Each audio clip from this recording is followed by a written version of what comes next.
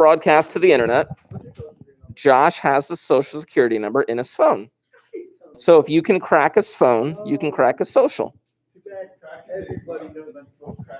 Just saying, right? Why not? My word. Anyway, okay. So I told a couple of you guys when I came in the other day when I finished up class by finally figuring out how to use Excel to maneuver around the Hill Cipher. When I finally was able to figure that junk out, I spent a good part of Tuesday putting together a spreadsheet that would allow me to do any type of Hill Cipher. And I'm very excited to send this to all of you, which I'm going to do in just a moment. I just have to make sure that the live stream here is good. There we go. Good. Okay. So for those of you in the live stream, if you haven't left a comment, please make sure that you do so. I am about to add the file.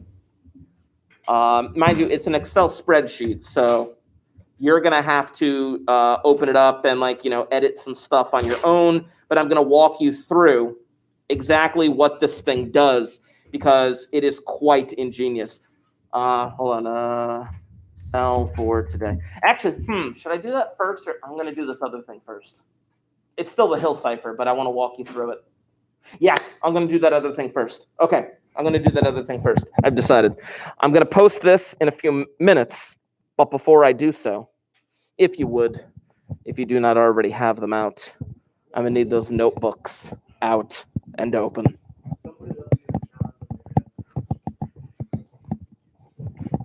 So, before I give you the Hill Cipher Excel spreadsheet walkthrough, just a very, very, very brief set of notes. I know it did sound like a horse, right?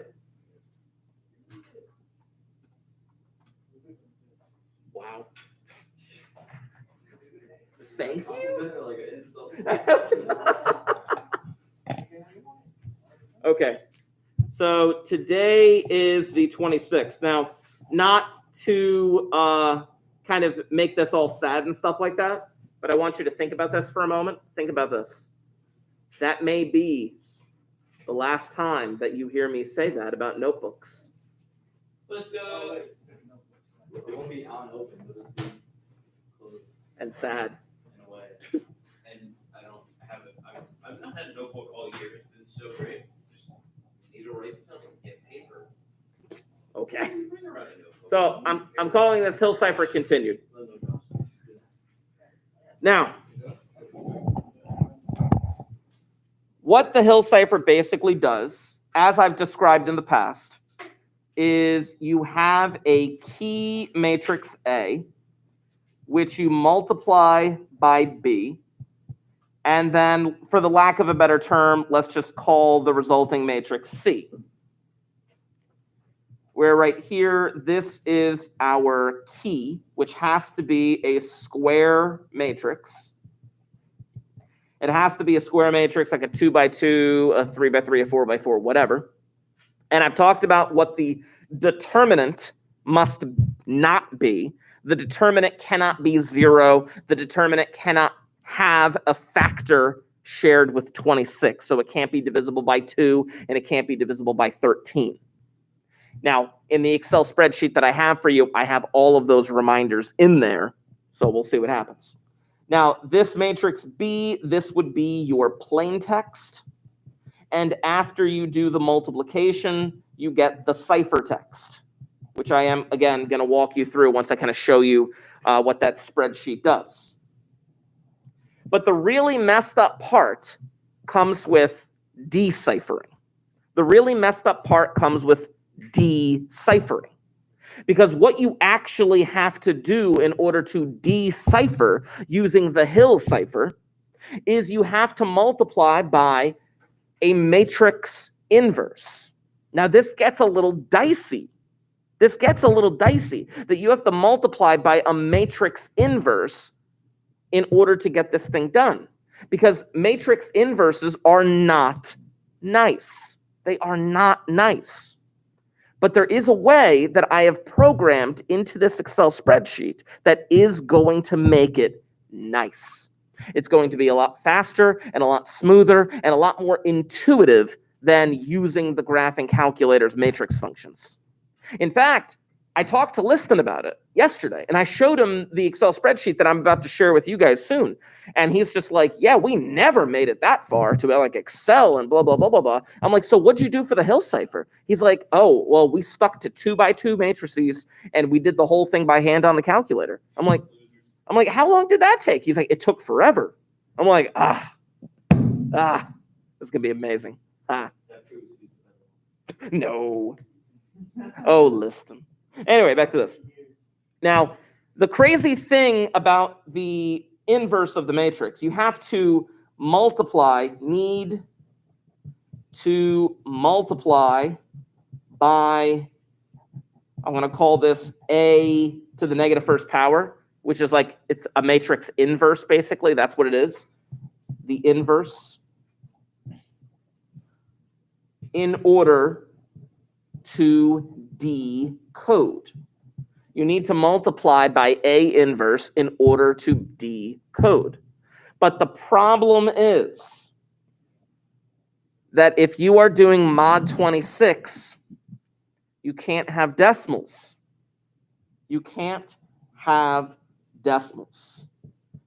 A inverse is equal to 1 over the determinant times what they call the adjoint of A.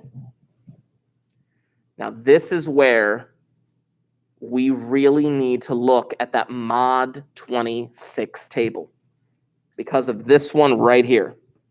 Because of this right here.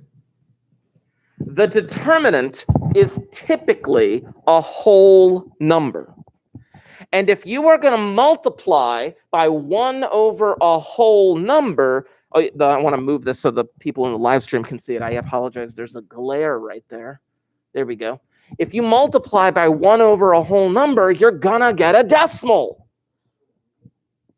But we don't want to do that. We don't want to multiply by 1 over the determinant.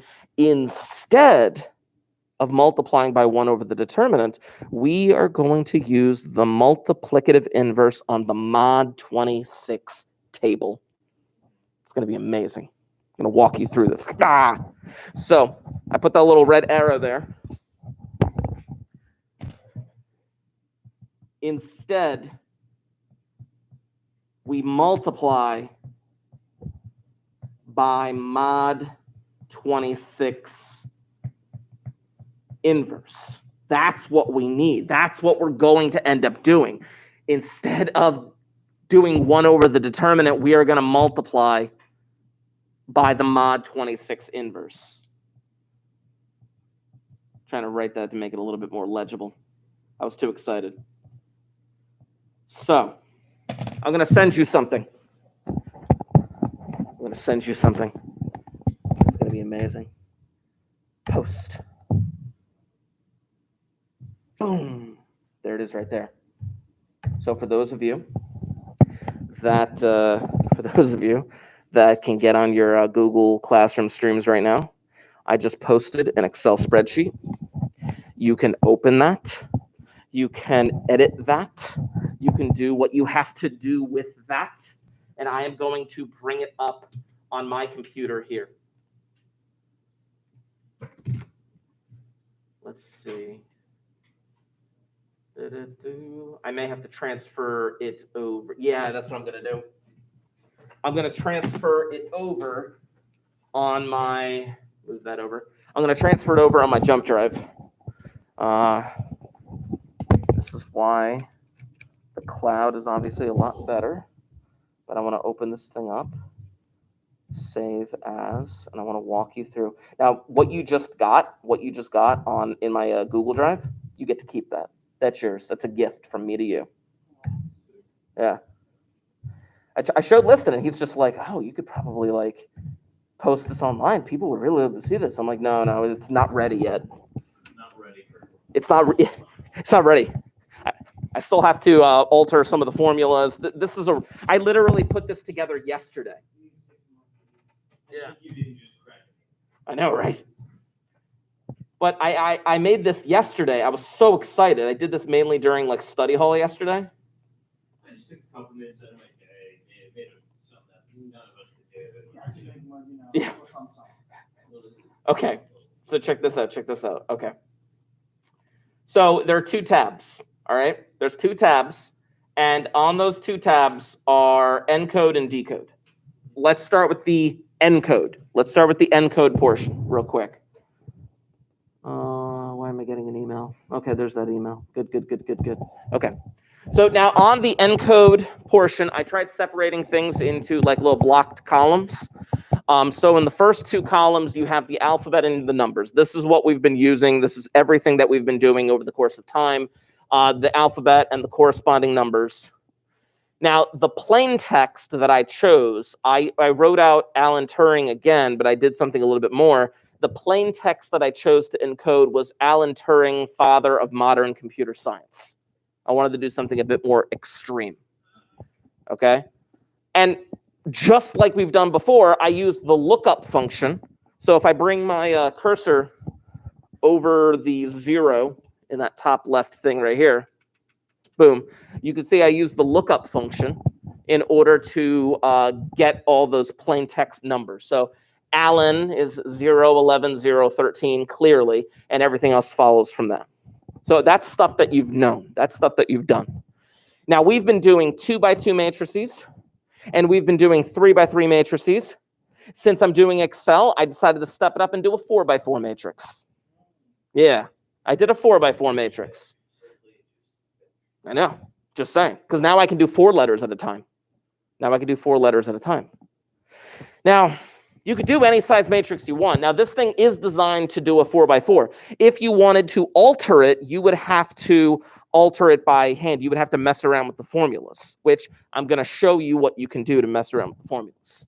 But you can see right here, I just picked a 4x4 matrix. Now, these numbers, I was just messing around with these numbers a lot because look over here at the determinant. You see what I have here for the determinant? It's 11. If you bring the little cell over to that 11, you can see that Excel, hold on, I got to edit undo that sucker. Cancel, there we go. If you go over to the 11, Excel can actually find the determinant. It's a function called mdeterm. And I did mdeterm of this matrix, and it spit out a large number.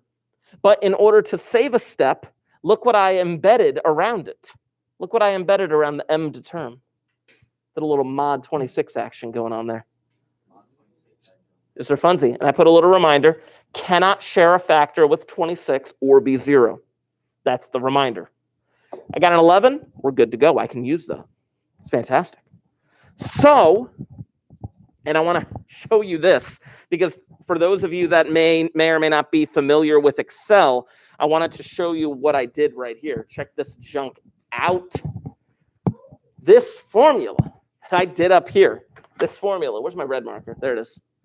I did a mod 26 to it, so I'll explain that in a minute. Basically, I did, is that in, yeah, that's right in the glare. Okay, let me move this over to the side then. Here we go. It's called mmult, parentheses. It's matrix multiplication, mmult, okay? And I did E2 to H5, which is this matrix A, and it was multiplied by D2 to D5, which is this set of 4 right there. That's your matrix A times matrix B. That's matrix A times matrix B. We're trying to encode this process. But I knew that I needed to cut and paste. Now, here's the thing. I need you to see this about Excel. Watch this, watch this, watch this. If I were to take this formula and cut and paste it and cut and paste it and cut and paste it, these would shift with it. Meaning it would do the calculation with this set of 4, then this set of 4, then this set of 4, then this set of 4, which is good, right? But then it would also shift matrix A, which is bad. because then it would try to do it with this 4x4. Uh-oh. Or this 4x4, or this 4x4. What's the problem? There's nothing there. Dollar signs. What? The dollar signs basically tell Excel, don't change these letters or numbers. Exactly, which is why, and I'll put this in black right here, I put dollar signs here in the formula for matrix A, but not for matrix B. And you can see that right there. They're literal dollar signs. They fix the position. When I say fix the position, I mean like they keep it consistent, static. It's a fixed position. So every time I cut and paste, it'll keep matrix A, but it will shift down the next 4 in the plain text numbers. It was amazing. Here's the other thing you got to know about calculations. And this is the thing that I discovered. This is the thing that I discovered the other day, which was very frustrating to not know beforehand. Check this junk out. I'm going to go over here and just do an example, and then I'm going to delete it. In order to do this correctly,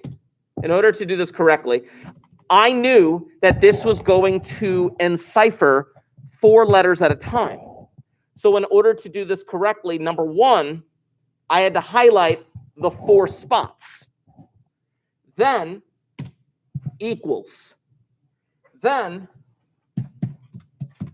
M mult parentheses, the first matrix, comma, the second matrix, close parentheses. But every time I tried to do it, it would only calculate the first cell.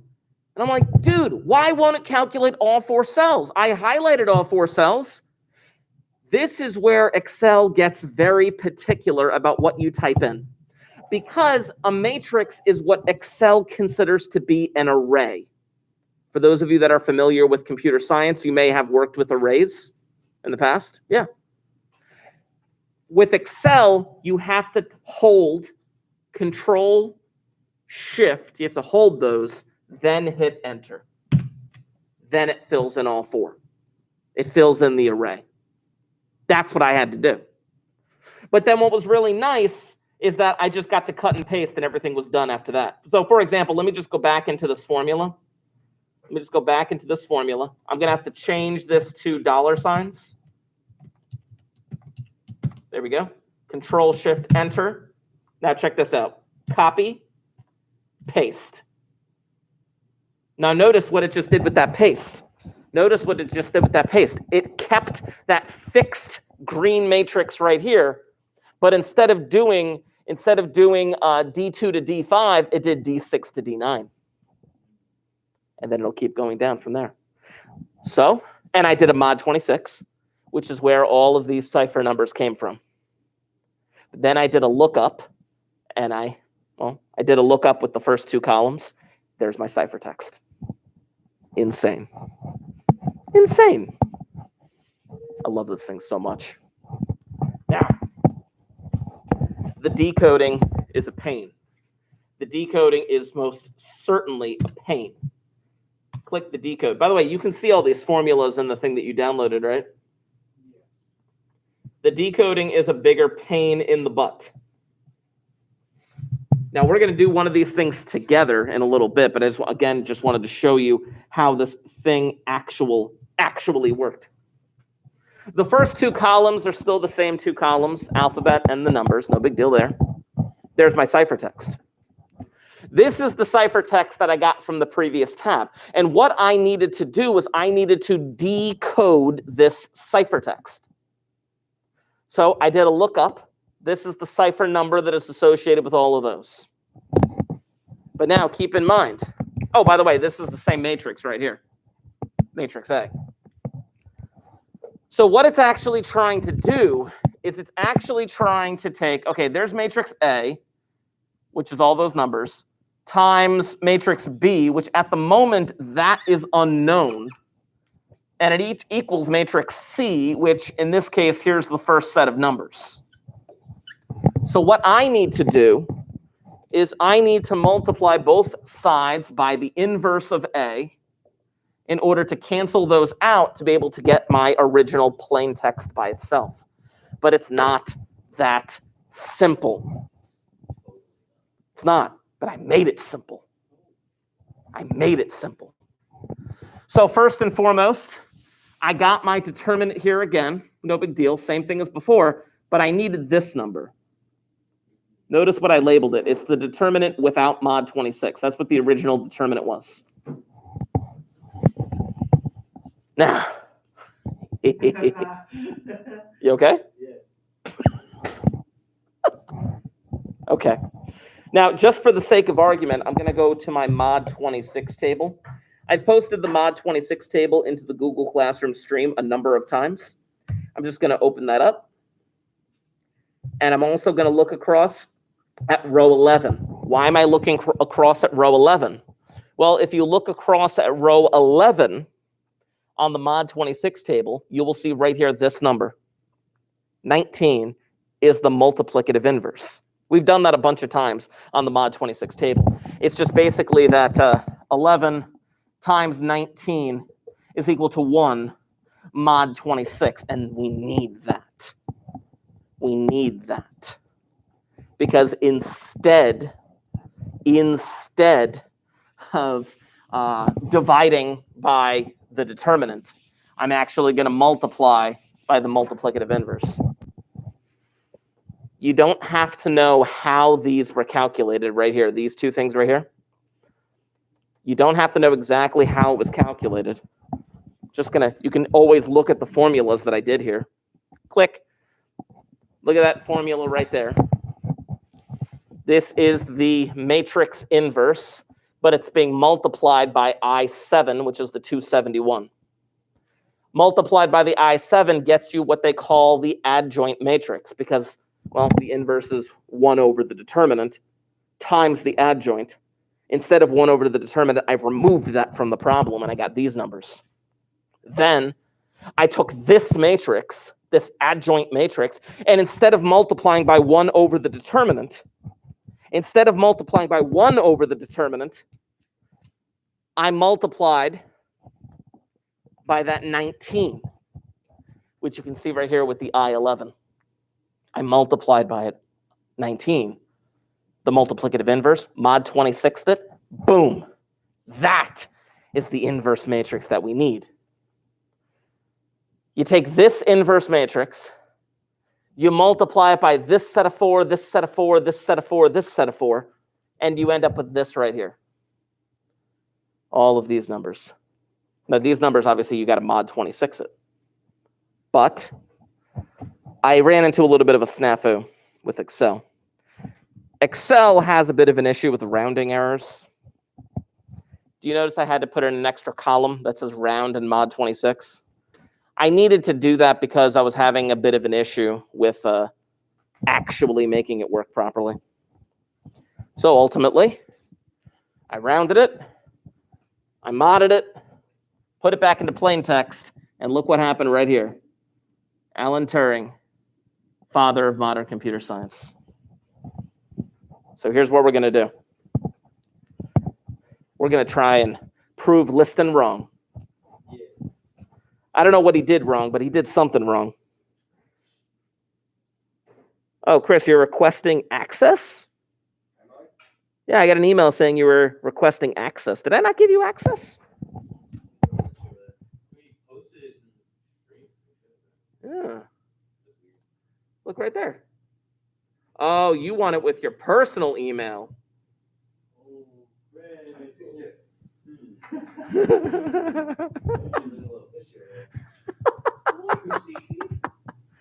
All right, so here's what I'm gonna do. That's all. He's passing secrets. Goodness gracious. All right, so let me look up a little test that Liston put together. Why not? Okay. And we're going to try and decrypt this sucker. Okay, here we go. Do I want to do that one? Nah, I don't want to do that one. I'll do a bigger one. Let's do a Hill Cipher one. Oh, wait, I have an idea. I have a better idea. I'm going to freeze my screen real quick. Freeze. Can't see it. Can't see what I'm doing. Every time he opens his files like that, I see one that says Pokemon, and I'm always like, Do you know what that is? no, but I want to. Oh, okay, hold on. It just says Pokemon. Small detour for Josh. It just says Pokemon. I know, small detour for Josh. Okay? You talking about, where is it? Wait, where is it? I don't know. But I see it all the time. Where did it go? He sees it all the I time. do, because like every time he opens up this like file all the time, you see Pokemon. Oh, there it is, right there, this one. Yeah. Do you know what this is? Is that an emulator? Oh my gosh, it's an emulator. No way. You have an emulator on the school computer. You should put that. What? Yeah, it's an emulator. Yeah, I think that's cool. You should put that in the school club so everyone can play it. Oh no, you're safe class, true. Yeah, I know. I have better emulators at home. I tell you, like 8 years ago, a kid was playing this on one of the school computers. He said he had like downloaded something on like a jump drive, and we were supposed to be working on something for a class, and I'm just like, hold on one second. So then I plugged in my jump drive and copied over all of the files. You steal his save files? Yeah, I copied it over. I didn't delete his, but I copied. You just stole it. I copied it over, and then I said, "Okay, now turn it off." So He wants it and he tells the kids to stop. exactly. You and me. I'm gonna make this a 4x4 for funsies. Resize. Okay. Let's come up with a matrix. Okay. Let's see if this works here. I'm gonna try and create a matrix that we can then use to encrypt and decrypt something. Actually, you know what? No, that would be a good idea. Let's do it that way. Let's just come up with our own message. Yeah, that's a good idea. Flip that over. Name a famous mathematician besides Alan Turing. Josh. Josh? Okay. James Markey. Josh quotes. Oh, here we go. There is no revenge so complete as forgiveness. Oh, here we go. Be like a postage stamp. Stick to one thing until you get there. Let's do that one. So here's what I want you to do. Go into the Hill Cipher. Encode. We're going to encode something. Now, I don't want you to delete everything, but just highlight the quote. Highlight the quote about Alan Turing. Now, I want you to notice something about the quote about Alan Turing. Look at the letter at the very end of what I highlighted. I put the X because when you do Hill Cipher, they need to be in groups of 2 or groups of 3 or groups of 4, depending on the size of your key matrix. Since I did a 4x4, I needed them in groups of 4. So I'm going to delete that quote from Alan Turing. You notice everything goes away? NA. We're going to do that. Anyway, so let's put in this quote. Be like a postage stamp. Stick to one thing until you get there. Be like a, oh, it says plain text. Postage stamp. Stick to one thing until you get there. Stick to one thing until you get there. There we go. Nice. Be like a postage stamp. Stick to one thing until you get there. Now, here's the thing. I don't know if I need to put in like an X or not in order to do this. I guess we'll see what happens. But let's pick a new 4x4 matrix. Let's pick a new 4x4 matrix. Give me a 4-digit number that has some significance to you.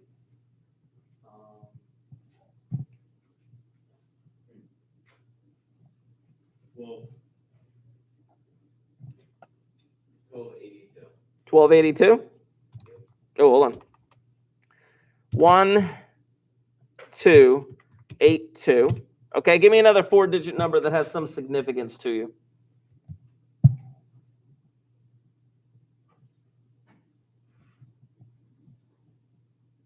All right. 2004. 2004. Okay. I'm going to put in 2020 because that's the year we all met. No, it wasn't. I knew Dom before this year. I need one more 4-digit number. Josh, Come on. name the number in the thousands. In the thousands? Yeah. 2081. 2081. Yes. Can't do it. It's got a determinant of 0. Didn't do it, Josh. No, only I can do that, guys. I'm just saying, you look up here, it automatically calculates the determinant. I can't have that determinant be 0.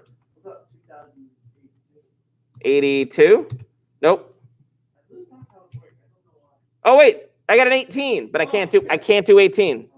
I can't do 18 because it has a factor shared with 26. Okay, yeah.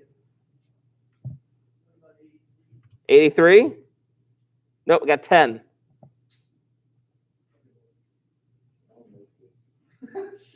87. 87. Got a 4. 88? 88. Got a 22. There's a pattern here. We're getting all even numbers. 77. Nope, got a 20. 2177. 2177. Got a 6. 7777. 77. Got a 2. 7778. We may have to change one of the previous things. I think I know why. I think it's because of the even numbers that we used. I'm going to do 2121 here. Nope. I'll do 3131 here. Nope. I got 6.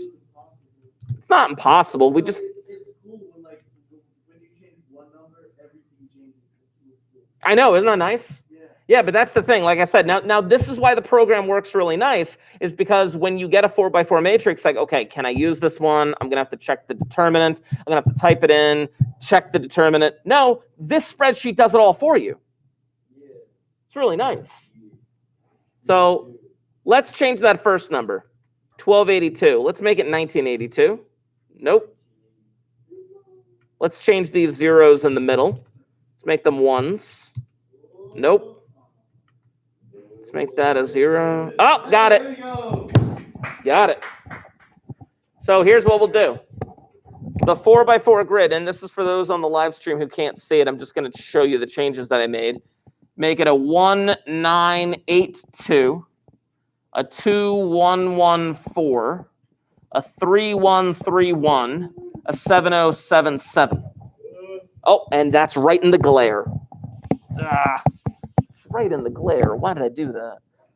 1982, 2114, 3131, 7077. There we go. Now, again, it's like, imagine you having to do the Hill Cipher back in the day. It would take a very long while. Not everyone's lifetime. I'll tell you that when the Hill Cipher was originally put together, when the guy Hill himself actually put this idea together, it did not really gain popularity. You could probably see why, based on everything that we've done in the past few classes. It can be. But if you have the proper technology, this thing can be done in no time.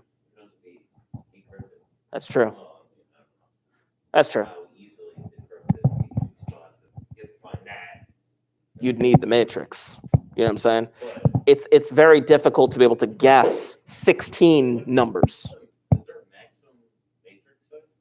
No, technically, as long as it's a square matrix, you could do that. You could it would be really cool. Yeah. But again, it's like that key, you would need to make sure that the person you're sending the message has the key. Well, and knows how to do it. Yeah. But then that's the point of the whole thing. It's like, this is what's hidden. Even though you know the method, you still would not be able to just randomly guess it unless you had the numbers, you know? So now you can see the ciphertext here. I'm going to need you to do two things. I'm going to need you to copy and paste two pieces of information to the next page. Two pieces of information to the next page. Piece of information number one, this green matrix. You're going to need to copy that, copy, go over to decode, and paste. Now, yes, it's changed everything. We'll fix it up later. The second piece of information that you're going to need to copy over, if you go to encode one more time, I'm going to need you to click right here where it says ciphertext. Don't include the word ciphertext.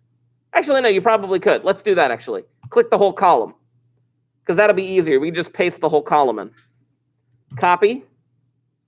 Oh, actually, before we do, hold on a second. I'm going to go down to the bottom. Oh, we didn't finish. Check this out. We didn't finish. Bring that thing down. Oh, snap. Look at that. Do you know why it did that? Look what I'm going to type in here.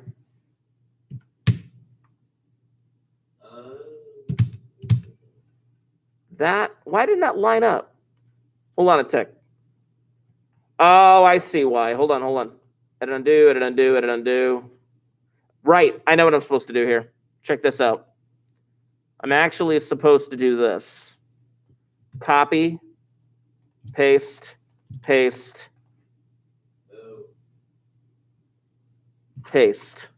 There we go. Okay, so let me explain what happened here. I apologize. Since we're doing a 4x4, you actually had to copy and paste that formula. It's going to get a little dicey here. Down and down and down. That's exactly how I filled out that column in the first place. It wasn't just click and drag. You had to copy and paste, and then the formulas would work.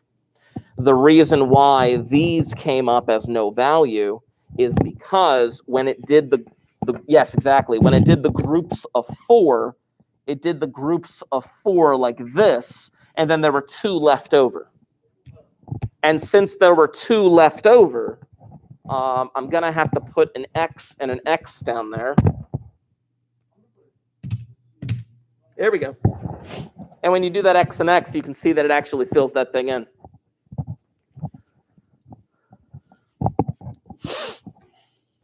And honestly, Josh, you can put whatever letters you want. Sure. I'm putting an X and an X. But you can see that when you do that, it actually does fill in those last things, as long as you've copied and pasted it correctly. This thing can get a little dicey. But you got to copy and paste those formulas correctly in groups of 4. Again, I did groups of 4, but I mean, if you made it with a 2x2 matrix or a 3x3, you could do that. Or you were saying with a 26x26, you could totally do that. But keep in mind that even Excel has its limits. I know. There are computer programming softwares out there that are much more superior to Excel. Okay. C++.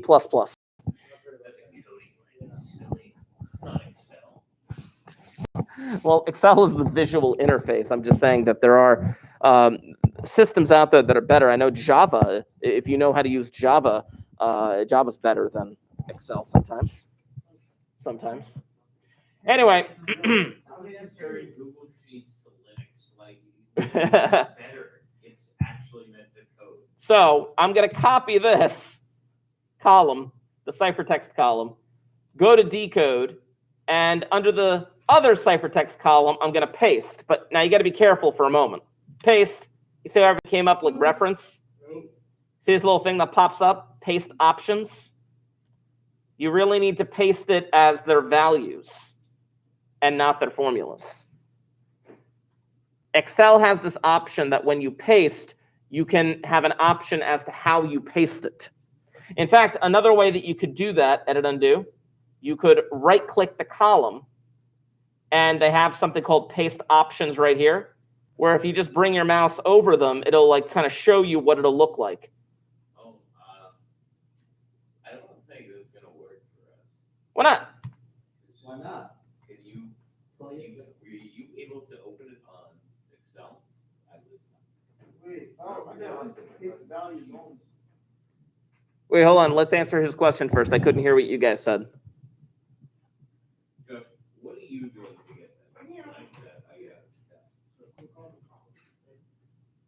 Does Google Sheets have the same option for just pasting the values? Click on the column, right, and then paste that values on. Josh, did you figure it out? He did. Is that your one for the day? That's it. Well, I got it, guys. He's figured it out. Zoom out. Okay, you be here tomorrow. So if you've been able to do that correctly, then you should have that Cipher column there. And again, I apologize if it's not there for you, but we'll figure that out. So now here's one more thing we have to change in order to do this correctly. Oh, a couple more things we do have to change. We actually do have to bring this column down here. You see how we pasted the Cipher text, but now we have to bring down the lookup. You can double click that and bring down that formula. You also have to do that here, where you copy and paste 4 at a time. Copy, paste, paste, paste. You actually have to do that as well, which is really weird. But you notice how I'm still getting gibberish on the far right side? It's all gibberish because there's one thing we have to look up, and I need you guys to fix it. By the way, check out the ciphertext. In this ciphertext, there are 3 X's in a row. But then when it's decoded, it's not 3 X's in a row, or it's not 3 letters in a row. I love that. There's one thing we have to change, and it's this right here. I need the multiplicative inverse of 9. I need the multiplicative inverse of 9, according to that mod 26 table. Who can find it first? Josh can. Oh, Josh cannot. I already have 1. I have 2. Wait for it.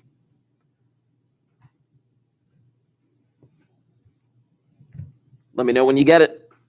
I have 3. Is it 3? Hold on, let's try it.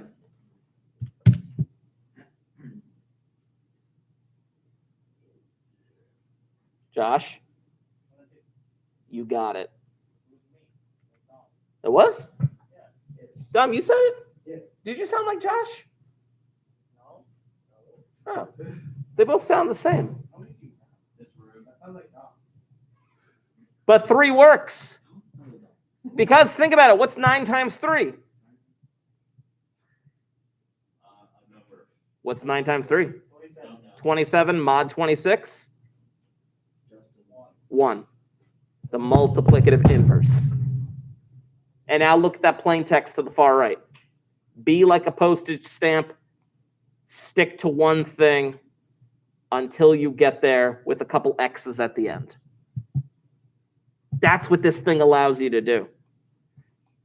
The Hill Cipher was before its time. Let me give you a little background on the Hill Cipher. Check this out. Hill Cipher. I'll go to the Wikipedia page because they do have some information there that I like. The Hill Cipher was a polygraphic substitution cipher based on linear algebra. It was invented in 1929. It was the first polygraphic cipher in which it was practical, look at this comment though barely, to operate on more than 3 symbols at once. Look at this picture right here. This is the Hill Cipher machine. This is what he would try to use. But again, it was still a bit complicated. Bro, that's a early computer. Well, not necessarily. But you can see the encryption, you can see the decryption, the stuff that we've done. You can see how complicated the example actually looks. Yeah, but you just did that in like an acronym. In Excel. Yeah. Here's a really cool thing. There was actually a mechanical implementation. Hill put this thing together before the advent of the computer. When operating on 2 symbols at once, a Hill cipher offers no particular advantage over Playfair or the Bifid cipher. We've done Bifid, but I think we called it by a different name. In fact, it's weaker than either and slightly more laborious to operate by pencil and paper. As the dimension increases, check this out. As the dimension increases, the cipher rapidly becomes infeasible for a human to operate by hand. A Hill cipher of dimension 6 was implemented mechanically Hill and a partner was awarded a patent for this device, which performed a 6x6 matrix multiplication, mod 26, using a system of gears and chains. Unfortunately, the gearing arrangement, and thus the key, were fixed for any given machine. So triple encryption was recommended for security. A secret nonlinear step, followed by a wide diffusive step from the machine, followed by a third secret nonlinear step. The much later Evan Mansour cipher also uses an unkeyed diffusive middle step. Such a combination was actually very powerful for 1929 and indicates that Hill apparently understood the concepts of a meet-in-the-middle attack as well as confusion and diffusion. Unfortunately, his machine did not sell. Why would it? I know. Honestly, it's not until you have computers that the Hill cipher actually does become a bit more feasible. But Hill came up with this idea in 1929. It's insane to me to think that you can come up with like some kind of weird idea well before the technology even exists to build such a thing. It's just kind of messed up. It's just kind of messed up. Okay. Now listen very carefully. We are very quickly coming up on the end of the year. And I think most of you are seniors. Half of you are seniors? I'm looking it up. Here we go. So here are my seniors. Dom, Chris, Sky, Marielle, Edgar. You guys are my seniors. Okay. Now, I wanted to make sure I kind of walked you through this because next week things are going to move pretty quickly. Next week, I only have you 2 days. I have you on Wednesday and Friday, and we are going to spend that Wednesday and Friday reviewing.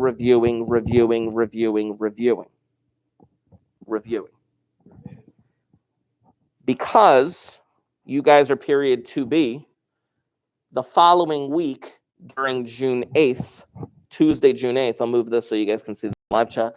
Tuesday, June 8th, that is the senior exam. I have you again on Thursday, June 10th, but obviously we'll be done at that point. Now, for you guys that are not seniors, I will then see you again on Monday the 14th.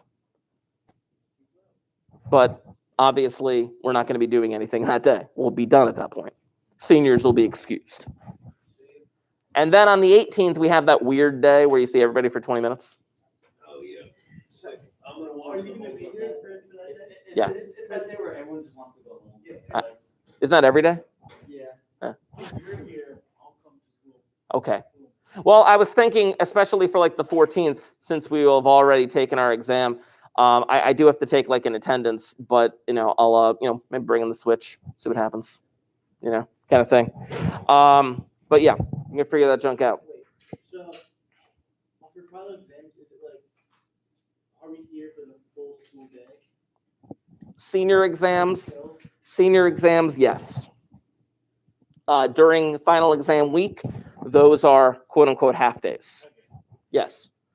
If you can guess this card, I'll give you. Okay. Anyway, no, but Josh, I'll answer your question though. The 8th, the 9th, the 10th, the 11th, that's technically a full week. Although you notice the gap in Wednesday, that is where we have like that weird half-day schedule like today. Okay. But then the 14th, 15th, 16th, 17th, even 18th, those are all half days where you guys get out by like 11, whatever. But those are like your regular final exam schedules where you'll be in each period for like multiple hours. Okay. But these will be like regular school days, the 7th, the 8th, the 10th, the 11th, regular school days. So you'll come in for the 84 minutes during that second period exam on Tuesday the 8th. We'll knock out the final exam and then we'll be done. But then on the 10th, I'll have you guys again for 84 minutes, but obviously there's no exam to be taken. So we'll figure that junk out. As a reminder, you do have Enigma Project Phase 2 due today. Why did everyone look at Josh? Stop. Anyway, I can see those of you that have turned it in so far. Obviously, I haven't looked at them yet.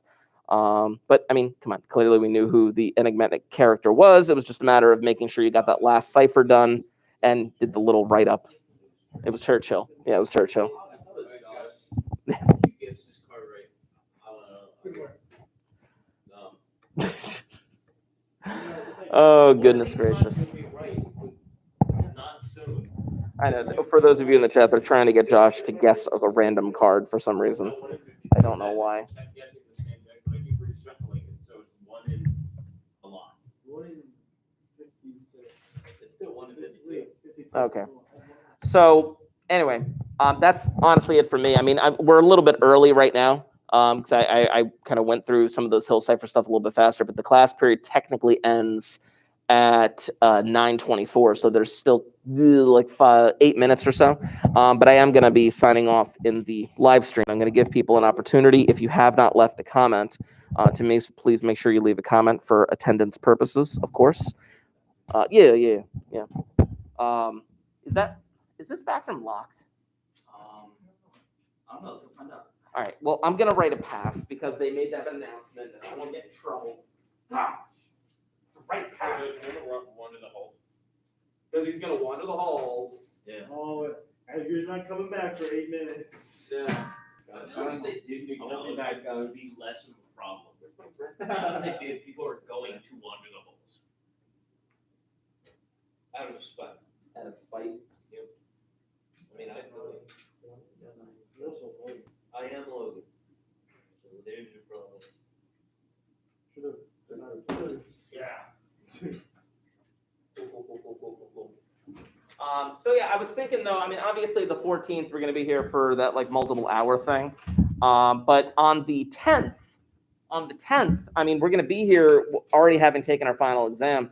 I have a few things that we might be able to get done, like puzzle things that we could do. Let's do the 52 room thing.